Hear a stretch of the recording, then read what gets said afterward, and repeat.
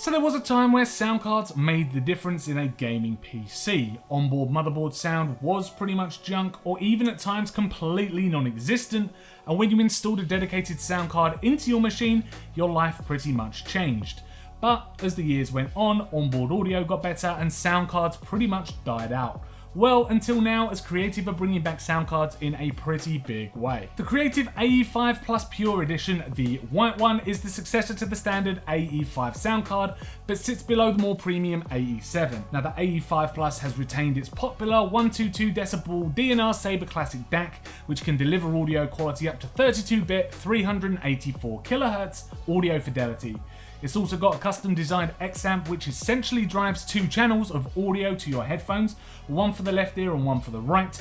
There is also a microphone input for gaming headsets with split jack connections. And as a comparison, motherboards generally send one source of audio to your headphones and can achieve a 24-bit 192 kHz audio fidelity, so the audio on the Creative AE-5 Plus is certainly better quality, and it can be heard even with lower quality audio from something like Spotify. Listening to the end section of Guns N' Roses' November Rain was night and day difference between onboard motherboard audio and the AE-5. Audio just felt a lot more detailed, especially when it comes to the more subtle sounds. So what can you plug into the Creative AE-5 Plus? Well, there is a lot, but let's start with the internals first. The card plugs into the PCIe Express slot, which is how it receives its power. There is a port right on the front for the addressable RGB strips that are included in the box because, of course, sound cards need RGB in them these days, and if you use the RGB strips, you need to also connect Molex power due to the voltage requirements to power the LED strips. Now, my sound card LEDs by themselves did work without that Molex power. On the back, you can find several 3.5mm aux inputs. The first is for a center speaker, which I've used with my Riva speaker on my desk. The second is for headphones, and the rest are for front, left and right, and rear left and right speakers if you're going for a 5.1 setup. The Creative AE-5 is controlled using Creative's own proprietary software, namely Sound Blaster Command, and has a whole host of features that should suit all gamers down to a T.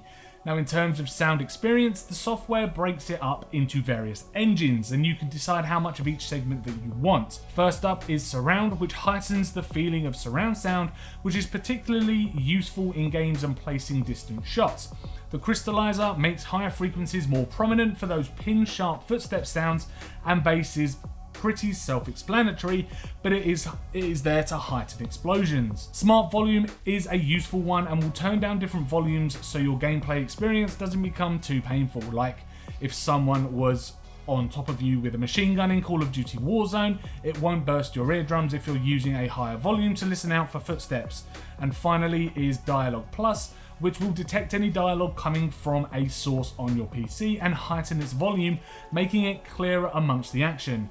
If you didn't want to mess around with these, then you can choose from a huge number of preset profiles, which range from cinema, concert, first-person shooters, racing, and even individual game titles like Overwatch and CSGO. Once you've selected your profile or fiddled about with the settings yourselves, you can then move on to the equalizer, which again can be manually adjusted to find your best audio experience, or you can choose your own profile. However, these sound modes can be completely bypassed, and if you turn on direct mode, which gives you audio in its purest form directly from the source, and this is the mode I have switched on 100% of my time with this product, it sounds so good and saves me from fiddling around constantly with audio settings.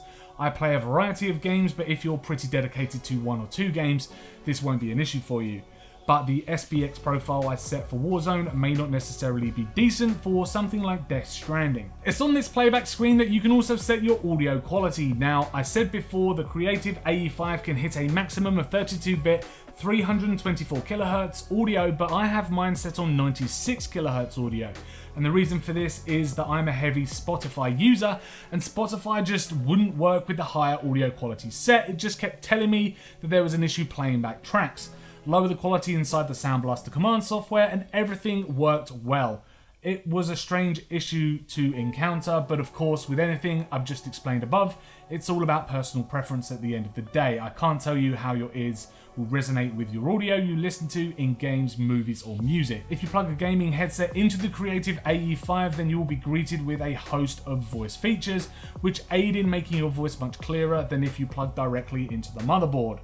Unfortunately though, it doesn't make a huge difference, and there are also some fun vocal effects you can switch on to make your voice sound like an old person, like an old man or old lady, and even a robot, which flattens out the tonality of your voice. Now these are pretty fun, but I can't see you using them too much inside of games. So what I'm going to quickly do is run through some features of the AE-5 Soundcard software. I'm in the Sound Blaster command software for the AE-5 Plus, and I've absolutely got nothing overlaid on my voice whatsoever. So all you're hearing at the moment is the boom arm microphone from my headset, which is plugged directly into the sound card, into the microphone port, and the audio is plugged into the back of the sound card as well. I can't hear anything through my headphones. There is a pass-through that you can turn on just to monitor your own audio levels.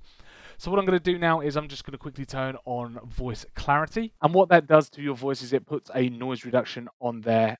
There's an acoustic echo cancellation on there as well, and there's also a smart volume. So at the moment noise reduction is on low, so this is not knocking any ambient noises out of my room at all. So what I can do is I put the slider up to the very top, and that is now set to high.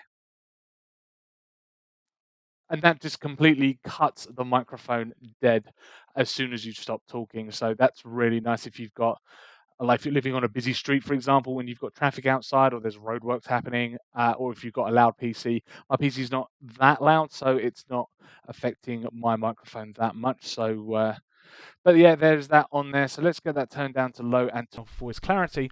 And now I'm going to turn on the voice morphing features, which I've just mentioned. So this is a neutral sounding voice morph on there, but you've got things like male, so I can make my voice sound more like a male when it morphs it into that.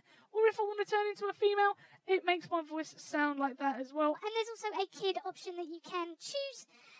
And also an elderly voice, which is one of my favourites on here, as it makes your voice sound like an elderly senior citizen. You have got things like deep voice, so this is what the deep voice sounds like. And then from up north, I'm not sure what this means, but being in the UK, people from up north don't really sound like that, so it might be, if it's an American from up north, you know, that Canadian twang to your voice. Unstable. Not sure what this sounds like or what it means, but I will be listening back to this audio recording once I finish going through all of these options here. You've got the emo sound effects. You can turn yourself into an emo. You can turn yourself into an elf. Or you can turn yourself into a dwarf. You can turn yourself into a demon, so that's when you get that really deep, boomy voice that sounds like a demon, like Satan, for example. And you've got things like chipmunk, so you can turn yourself into a chipmunk and it will morph your voice into a more of a high-pitched chipmunk sound.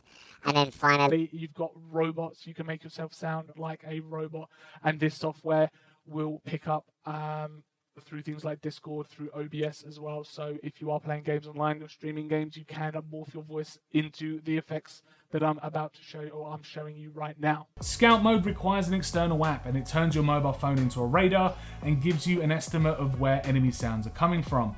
However, it doesn't work very well at all and feels a little gimmicky if you ask me. Plus, it's not the best feature as your eyes will have to leave your PC monitor to look at your phone, and the speed of which some games move is far from ideal.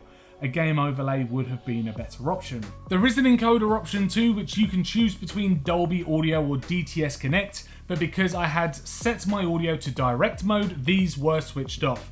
Not a huge deal, as not a lot of movie content is consumed on my gaming rig, but it's nice to know it's there if this sound card is going to go into some kind of living room media PC setup. So in reality with this sound card, everything sounded absolutely great, and I spent a good amount of time switching my headphones to my front headphone jack input to the rear sound card headphone jack input, analysing different sections of music and playing through different games, and I must say my games have never sounded so good.